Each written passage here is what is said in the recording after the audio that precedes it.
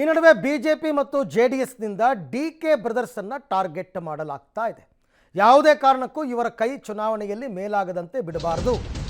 Bengaluru ಗ್ರಾಮಾಂತರದಿಂದ DK ಸುರೇಶನ್ನ ಸೋಲಿಸಬೇಕು ಅಂತ.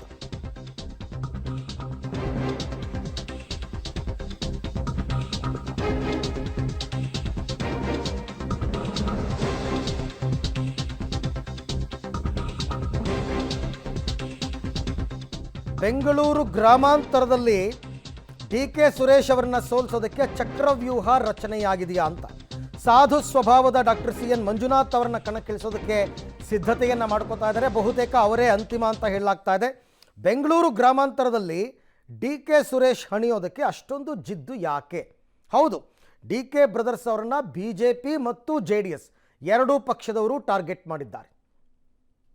ಅದರಲ್ಲೂ DK Suresh ಅವರನ್ನ ಸೋಲಿಸಲೇಬೇಕು.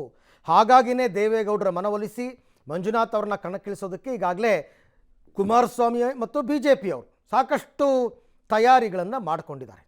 ಇನ್ನೂ ಕೂಡ ಕ್ಷೇತ್ರ ಫೈನಲ್ ಆಗಿಲ್ಲ. ಆದರೆ ಮಂಜುನಾಥ್ ಅವರನ್ನು ಬಿಜೆಪಿ ಚಿಹ್ನೆಯಡಿಯೇ ನಿಲ್ಲಿಸಿ ಅವರನ್ನು ಗೆಲ್ಲಿಸ್ಕೋಬೇಕು ಅನ್ನುವಂಥದ್ದು ಈಗಾಗಲೇ ಅಧಿಕೃತ ಆಗಿದೆ.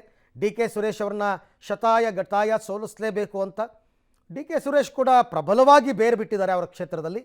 ಹಾಗಾಗಿ ಅವರು ದೊಡ್ಡ ಮಟ್ಟದ ಸವಾಲೊಡ್ಡುವಂತಹ ಅಭ್ಯರ್ಥಿಯ ಹುಡುಕಾಟದಲ್ಲಿದ್ದಾಗ ಮಂಜುನಾಥ್ ಅವರು ಸಿಕ್ಕಿದ್ದಾರೆ. ಯಾಕೆ ದೋಸ್ತಿಗಳ ಚೆಕ್ಮೇಟ್ ಅಂತ ನೋಡ್ತಾ ಹೋಗೋಣ. ಕೆಲವು ಪಾಯಿಂಟ್ಸ್ ಇದೆ.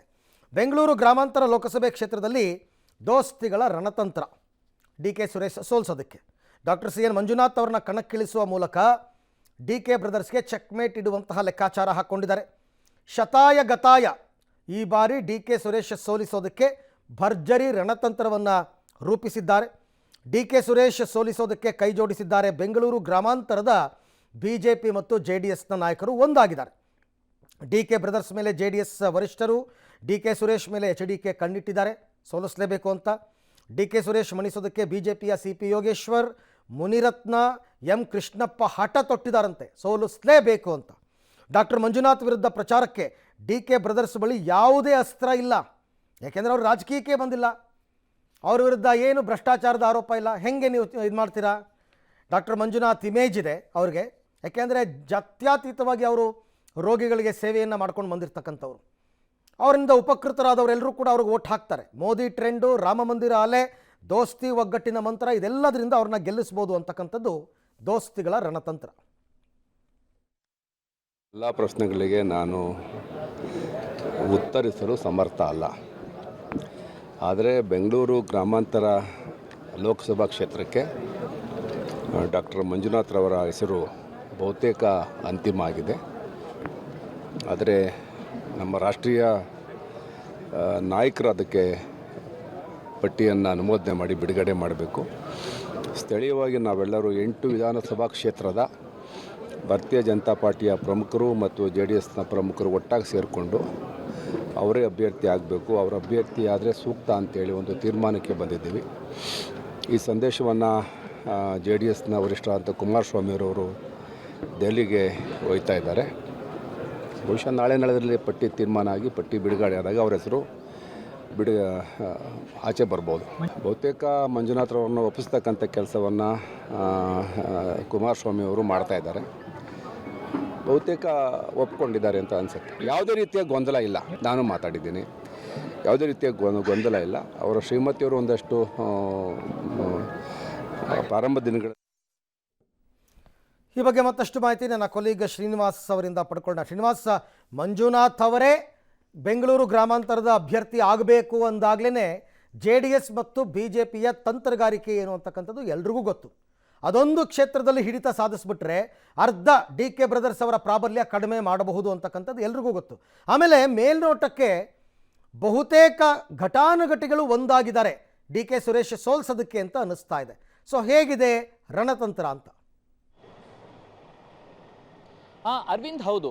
ಡಿ ಕೆ ಬ್ರದರ್ಸ್ ಅನ್ನ ಕಟ್ಟಿ ಹಾಕಲೇಬೇಕು ಈ ಬಾರಿ ಅನ್ನುವಂತಹ ಲೆಕ್ಕಾಚಾರದಲ್ಲಿ ಬಿಜೆಪಿ ಹೈಕಮಾಂಡ್ ಇದೆ. ಹಾಗಾದ್ರೆ ಡಿ ಕೆ ಸುರೇಶ್ ಅವರ ವಿರುದ್ಧ ಯಾರು ಪ್ರಬಲ ಅಭ್ಯರ್ಥಿ ಅನ್ನುವಂತಹ ಸರ್ಚ್ ಮಾಡುವಂತ ವೇಳೆಯಲ್ಲಿ ಮಂಜುನಾಥ್ ಅವರು ಅವರಿಗೆ ಸಿಕ್ಕಿದಂತದ್ದು. ದೇವೇಗೌಡರು ಒಂದ ಹಂತದಲ್ಲಿ ಬೇಡ ಮಂಜುನಾಥ್ ಅವರ ಸ್ಪರ್ಧೆ ಅಂತ ವಿರೋಧ ಮಾಡ್ತಿದ್ರು. ದೇವೇಗೌಡರನ್ನು ಕೂಡ ಬಿಜೆಪಿ ಹೈಕಮಾಂಡ್ ಕುಮಾರಸ್ವಾಮಿ ಅವರ ಮೂಲಕ ಮನವನ್ನ ಒಲಿಸಿದ್ದಾರೆ. ಹಾಗಾಗಿ ಬೆಂಗಳೂರು ಗ್ರಾಮಾಂತರಕ್ಕೆ ಡಿ ಕೆ ಸುರೇಶ್ ಅವರ ವಿರುದ್ಧ ಡಾಕ್ಟರ್ ಮಂಜುನಾಥ್ ಅವರೇ ಅಭ್ಯರ್ಥಿ ಅನ್ನುವಂಥದ್ದು ಬಹುತೇಕ ಫಿಕ್ಸ್ ಆಗಿದೆ. ಯಾಕೆ ಮಂಜುನಾಥ್ ಅನ್ನುವಂಥದ್ದು ಎಲ್ಲರಿಗೂ ಗೊತ್ತು. ಅವರು ಒಂದು ಕ್ಲೀನ್ ಇಮೇಜ್ ಅನ್ನ ಇಟ್ಕೊಂಡಿದ್ದಾರೆ. ವೈದ್ಯಕೀಯ ಸೇವೆ ಮೂಲಕ ಮನೆ ಮನೆಗೆ ಮಾತಾಗಿದ್ದಾರೆ. ಅವ್ರಿಗೆ ವಿರೋಧ ಮಾಡುವಂತಹವರು ಹೆಚ್ಚು ಜನ ಇಲ್ಲ. ಮತ್ತೆ ಡಿ ಕೆ ಸುರೇಶ್ ಮತ್ತೆ ಡಿ ಕೆ ಶಿವಕುಮಾರ್ ಅವರು ಚುನಾವಣಾ ಸಂದರ್ಭದಲ್ಲಿ ಡಾಕ್ಟರ್ ಮಂಜುನಾಥ್ ಅವರ ವಿರುದ್ಧ ಆರೋಪಗಳನ್ನು ಮಾಡಲಿಕ್ಕೆ ಯಾವುದೇ ಅಸ್ತ್ರಗಳಿಲ್ಲ. ಹಾಗಾಗಿನೇ ಈ ಎಲ್ಲಾ ಕ್ಲೀನ್ ಇಮೇಜ್ ಇರುವಂತಹ ಒಂದು ಕೂಲ್ ಆಗಿರುವಂತಹ ವ್ಯಕ್ತಿತ್ವವನ್ನ ಬಿಜೆಪಿ ಹೈಕಮಾಂಡ್ ಸೆಲೆಕ್ಟ್ ಮಾಡ್ಕೊಂಡಿದೆ.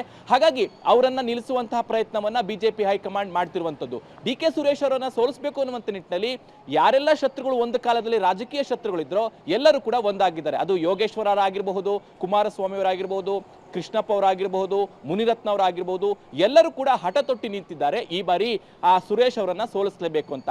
ಹಾಗಾಗಿನೇ ಈಗಾಗಲೇ 3-4 ಸಭೆಗಳನ್ನ ಬಿಜೆಪಿ ಮತ್ತೆ ಜೆಡಿಎಸ್ ನಾಯಕರು ಮಾಡಿದ್ದಾರೆ.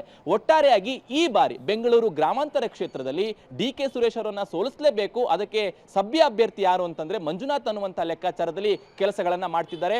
ಡಿ ಕೆ ಸುರೇಶ್ ಮತ್ತೆ ಡಿ ಕೆ ಶಿವಕುಮಾರ್ ಅವರಿಗೆ ರಾಜಕಾರಣ ಹೊಸದಲ್ಲ, ಆದ್ರೂ ಕೂಡ ಅವರನ್ನ ಕಟ್ಟಿ ಹಾಕುವಂತ ತಂತ್ರ ಇರುವಂತದ್ದು ಮಂಜುನಾಥ್ ಅವರ ಮೇಲೆ ಅನ್ನುವಂಥದ್ದು. ಯಾಕಂದ್ರೆ ಜಾತಿ ಮೀರಿ ಅವರಿಗೆ ಮತವನ್ನ ಹಾಕ್ತಾರೆ ಅನ್ನುವಂಥದ್ದು ಬಿಜೆಪಿ ಹೈಕಮಾಂಡ್ ನ ಲೆಕ್ಕಾಚಾರ. ಹಾಗಾಗಿನೇ ಅವರನ್ನ ತಂದು ಅವರ ವಿರುದ್ಧ ನಿಲ್ಲಿಸುವಂತಹ ಪ್ರಯತ್ನಗಳು ಆಗ್ತಿರುವಂತದ್ದು. ಸೊ ಯಾವ ರೀತಿ ವರ್ಕೌಟ್ ಆಗುತ್ತೆ ಅನ್ನುವಂಥದ್ದನ್ನ ಚುನಾವಣಾ ಸಂದರ್ಭದಲ್ಲಿ ಗೊತ್ತಾಗುತ್ತೆ. ಶ್ರೀನಿವಾಸ್, ಥ್ಯಾಂಕ್ ಯು ತಮ್ಮ ಎಲ್ಲ ಮಾಹಿತಿಗಾಗಿ. ಸೊ ಇನ್ನೊಂದು ಜಿದ್ದಾಜಿದ್ದಿನ ಕ್ಷೇತ್ರ ಆಗ್ತಕ್ಕಂಥದ್ರಲ್ಲಿ ಯಾವುದೇ ಸಂಶಯ ಇಲ್ಲ, ಬೆಂಗಳೂರು ಗ್ರಾಮಾಂತರ.